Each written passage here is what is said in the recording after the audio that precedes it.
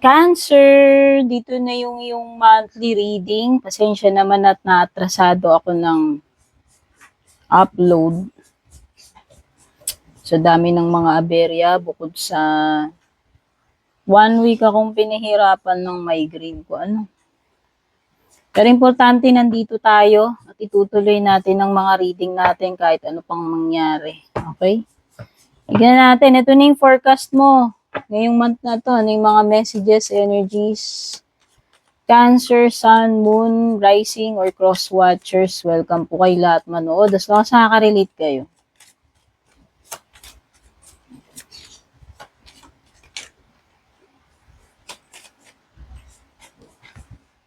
Okay, excuse me lang at nag-pause ako. Ayusin ko lang itong aking camera. Ayan. Kamusta Kayla? Kabaluyan? Kanayon? Hindi po ako nakatira sa Pangasinan, ha? Ang mga lolo at lola ko po ang taga Pangasinan. Pero may mga taon na nag-aral po ako doon. Okay? Dito ako sa NCR lumaki.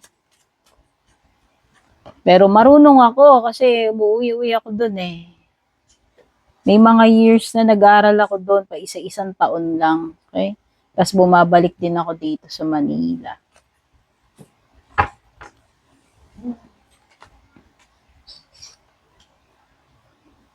Bakit ko sinasabi? Dami nagtatanong eh, taga-Inrak kuno. Agak manayam di Pangasinan. Okay? Kaya ako in-explain.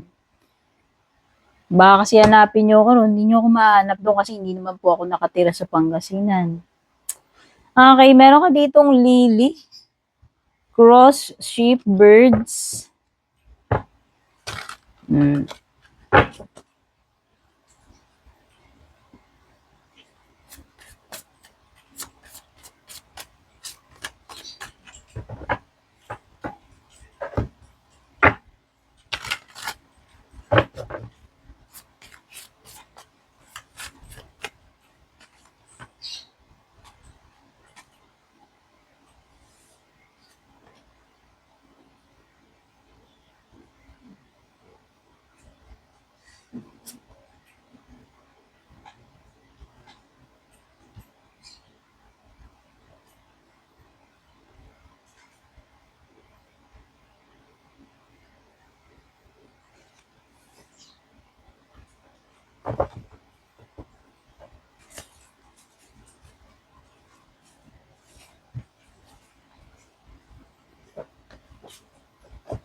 Mga numbers na lumalabas sa cards mo, Cancer.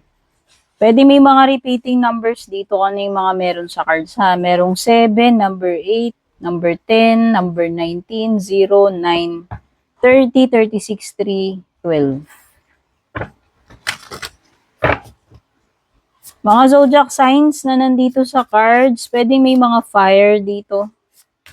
Aries, Leo, Sag, particular si Leo. Pwede rin may mga Gemini, Libra, Aquarius, Cancer, Scorpio, Pisces. Wala akong nakitang earth sign. Okay?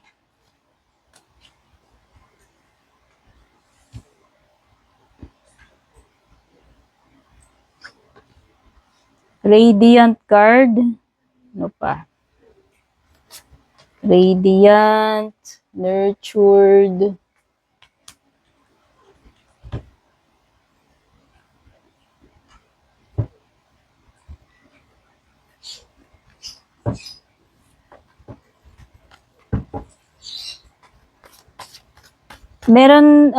merong card ng ending dito.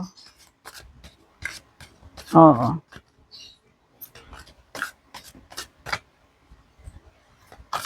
Pwedeng may mag-end. Pwedeng merong malaking problema.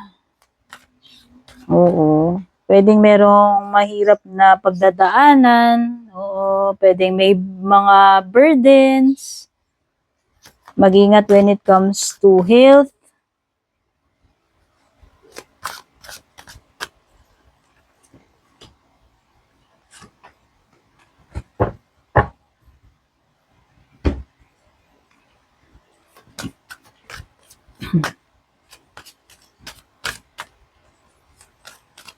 Pero maganda eh. Meron din naman ako nakikitang magandang improvement para sa'yo.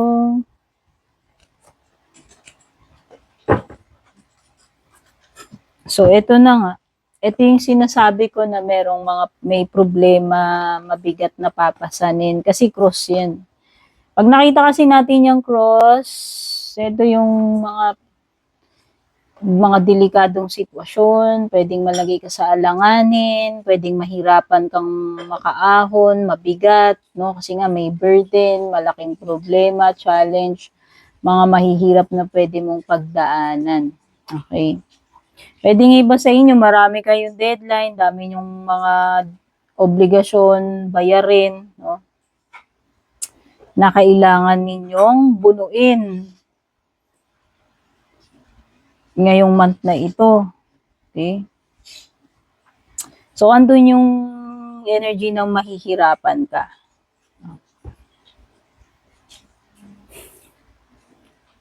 Merong energy ng pagre-retire dito. O baka yung iba sa inyo nasa retirement age na kayo. Or pwedeng pinagpaplanuhan nyo na yung pagre-retire. It's either pagre-retire, pwedeng may mga senior citizen na rito kasi meron ng old age. O, pwedeng may elderly kung hindi man ikaw yon, family member, loved one. Meron kasi ditong retirement, pagpapahinga na, pagtigil na, pagpe-prepare para sa future or retirement, nire-ready na yon or paparating na or ongoing na yan. Meron ditong something na marireach niya na yung maturity niya. Ibig sabihin, mahihinog na, ready for taking, or parang napapanahon na, timing na para mag-resign, mag-retire, mag-ganito, ganyan. Sabi ko nga, parang preparation, retirement, maturity, completion, no? Merong pagta-travel with the ship card, o yung iba sa inyo to, opportunity mag-travel abroad, yung iba baka OFW na kayo dyan. Basta may pagta-travel, whether by sea, by plane, pero yung iba rito baka sa barko kayo mismo. May pamamalaot eh. Body of water eh. May mga something na related sa kung hindi pagbabiyahe, something na pagdadaanan mo, related sa sasakyan, barko, pwedeng may paglipat, and also pagbabago. Kasi transition ito. Yung iba talaga, meron kayong pagdadaanan, may transitioning, may changes, merong distansya. Punta sa ibang lugar, abroad, or LDR, kung LDR yan. Merong mga mensaheng paparating sa iyo. It could be mga balita, chismis, mga impormasyon na magsisirculate. Pwedeng kumalat ito kasi may gossip eh. Baka may magpaparating sa iyo ng chika, impormasyon, o pwede rin may magchichismis dito. Problem pa rin, dalawa yung cards mo rito nagsasabi na may problem. Merong big problem, merong small problem. Pero meron din kasing mga messages na paparating sa iyo. Maaaring ito na yung hinihintay mong mensahe, confirmation, information. Or baka merong makibalita sa iyo, makakwentuhan mo, mapagtatanungan or magtatanong sa iyo, makikibalita, no?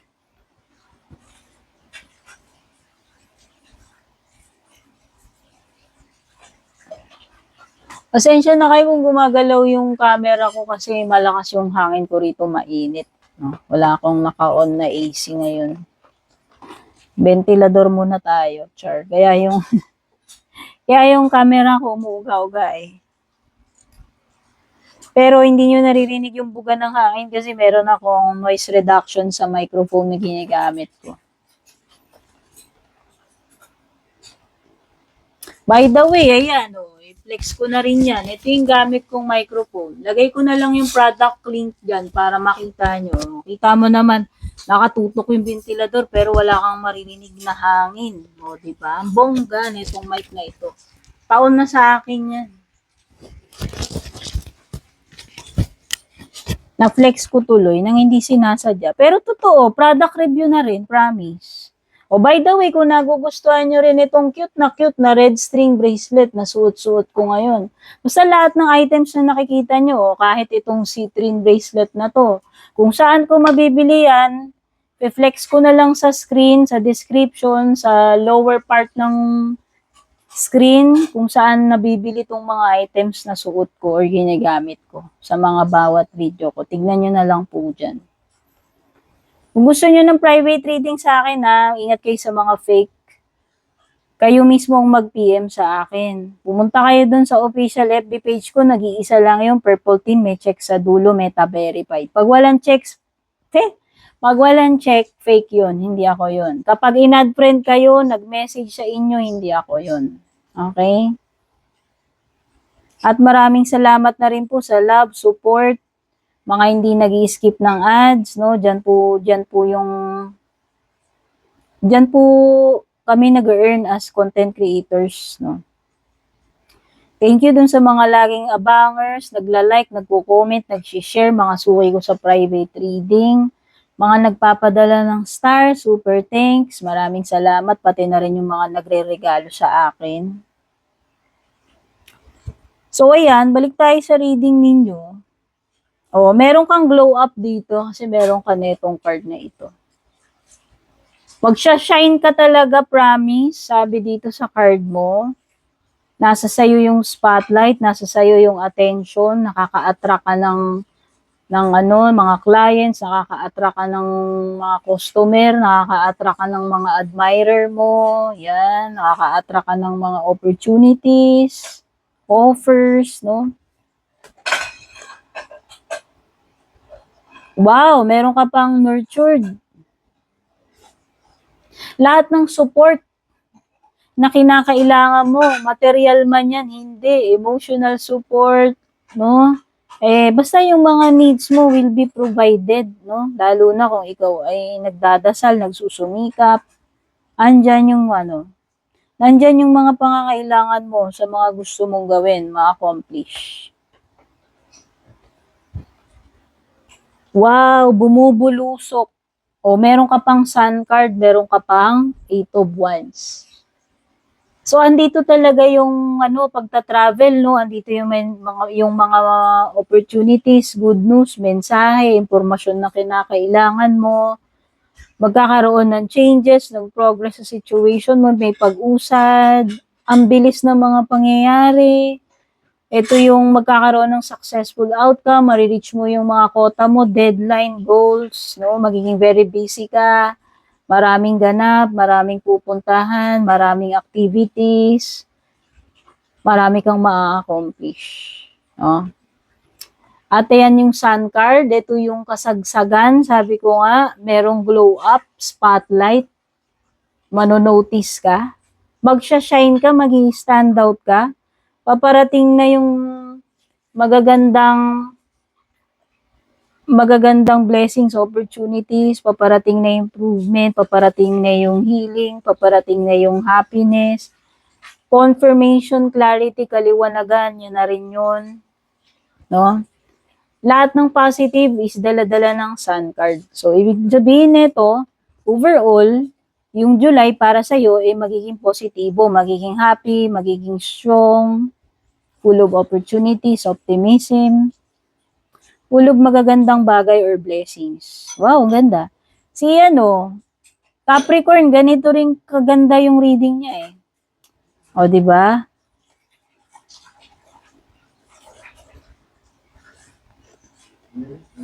Meron talaga mag-i-end. Pwedeng may betrayal dito, may ending. Meron talagang mga magtatapos hanggang doon na lang. Rock bottom, dead end situation. No? Pwede rin may mga painful events dito. Pwedeng may energy ng bibigay. Kaya nga sabi ko kanina, ingat about health. Magpahinga kung kinakailangan. Magpa-check up kung kinakailangan. O wag abusuin ng sarili. Wag sagarin. Maglaan lagi ng allowance. No? Ingat sa mga taong pinagkakatiwalaan mo, baka i-chismis ka, i-betray ka, betrayal, chismis, nandito.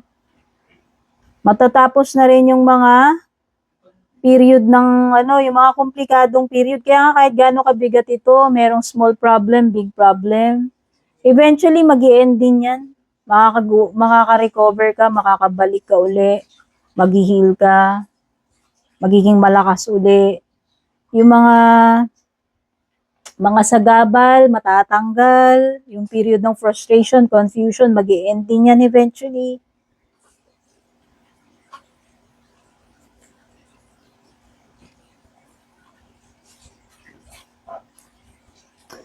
Huwag kang maging padalos-dalos. Mag-ingat ka sa mga bagay na papasukin mo. Mag-research ka, alamin mo munang mabuti.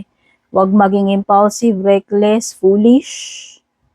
Okay? Para maiwasan mo yung mga bad consequences.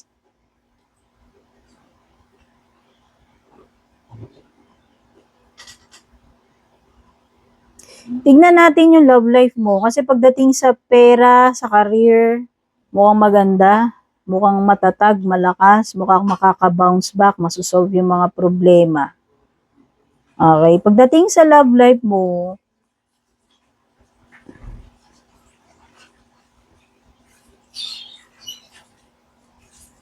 kailangan, may pagka-cut off dito, merong mga bagay na kailangan mong harapin. Or baka kailangan mo siyang prangkahin, diretsahin.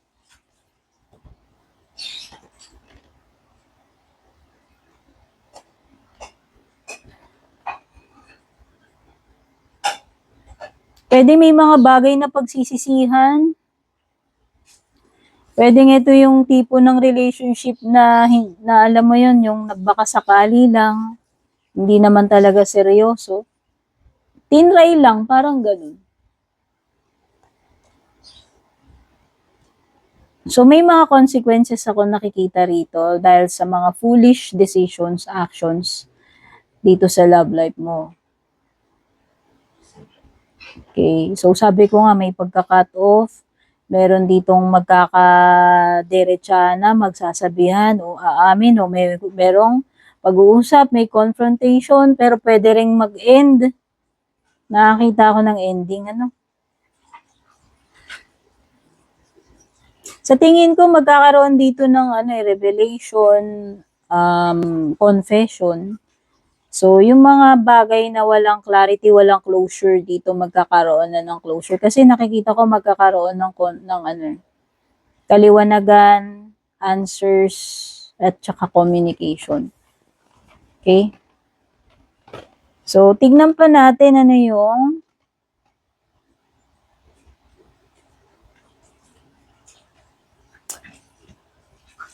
merong something talaga na marireveal eh. Matatanggal yung maskara. Alam mo yun. Something na matagal nang tinago. Okay?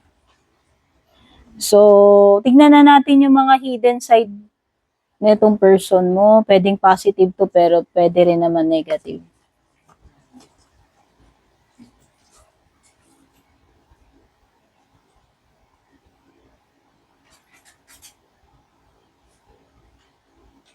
Mahilig mag-exaggerate ito. Ang dark side nitong person mo. Mahilig siyang mag-exaggerate ng mga kwento. Or pwedeng ginagawa niya laging hero yung sarili niya. Alam mo yun. Pinoproject niya na hero siya palagi, ganyan. Ano yung positive side niya? Okay, positive side niya, itong person na to is, hardworking, devoted. Matyaga siya when it comes dun sa mga bagay na gusto niyang matutunan, aralin. Willing siya kahit matagal. Pagsusumikapan niya or pag-aaralan niya, ganun siya. Okay. Good student siya, yan, pagdating sa mga ganun. So, tignan na natin yung real talk mo.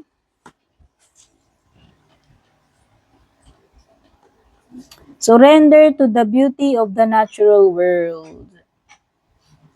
Oh, mag-take a break ka daw, mag-relax ka rin, huwag masyadong workaholic. Sabi ko nga, may tendency na bumigay ang katawan dahil sa sobrang sipag, hindi nagpapahinga, o di ba? Mag-ano ka rin, mag-self-care ka rin, maglaan ka rin ng oras sa sarili mo. Especially sa nature, makakatulong sa iyo ito for healing. Mag-recharge ka, mag-replenish ka ng sarili mo. Okay? Alagaan din ang sarili. Surrender to the divine timing. Oh. Sometimes, divine timing may differ from your ego's timing. Kung hindi pa raw nagmamanifest itong goal na ito o whatever ito fast enough, yun ay according to your ego, kaya ka naiinip. So, isurrender mo yan, maging patient ka. Trust the universal flow, trust the divine timing. So, yun lang. Kita-kits sa susunod. Bye-bye.